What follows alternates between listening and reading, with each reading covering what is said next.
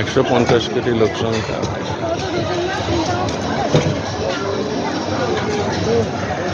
এই দুদিন আমি মায়ের কাছে থাকবো, কালকে আজকে চলে আসবো, বুঝলা? হ্যাঁ, কেন?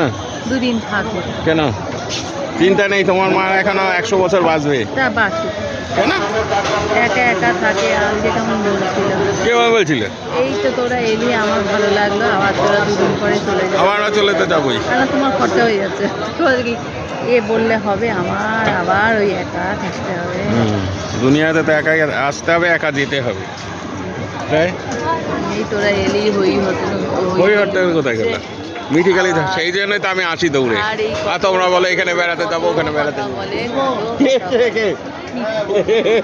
মিঠি বলে আমাকে রাখোনি তুমি।